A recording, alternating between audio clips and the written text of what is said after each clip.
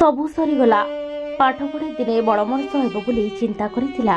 पाठ पढ़े दिने बापा माँकर ना रखिब बोली भाबिथिला, किंतु से सबको पूर्ण करने देले नाही भगवान।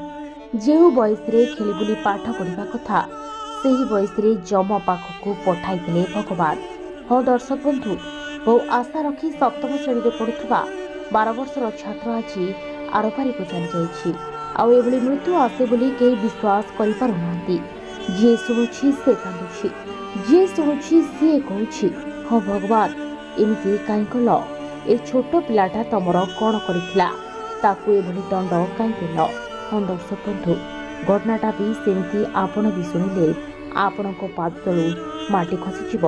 एभली एक घटना देखा मिछि मयूरभंज जिला कप्तिपदा थाना बेलडिहा नदी निकटरे।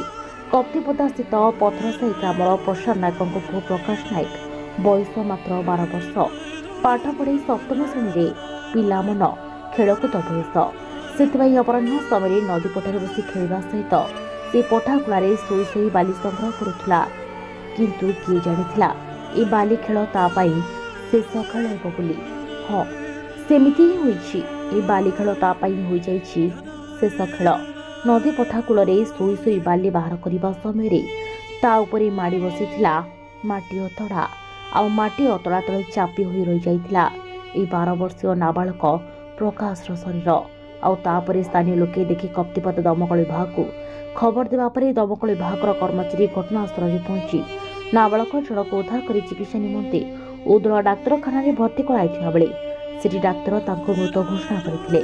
तेबे प्रकाश बापा प्रसाद नायकंकर एकमात्र पुओ होइथिबा बेले पुओको नै अनेक स्वप्न देखिथिले बापा प्रसाद। किंतु एभली एक घटना घटिबा परे पूरा परिवार भांगी पड़ता बेले स्थानीय अंचल खेली जाइछि शोकाकुल परिवेश। तेबे सूचना मीडिया तरफ आपण मानक अनुरोध, ग्रीष्म ऋतु में प्रबल गरम पाई जदि नदी की पोखरी को स्नान पाई जाउछंती तेबे होई जांतु सावधान, नचेत आपणक सह भी होई पारे एमिति। उदला तपन कुमार सेठी रिपोर्ट, सूचना मीडिया।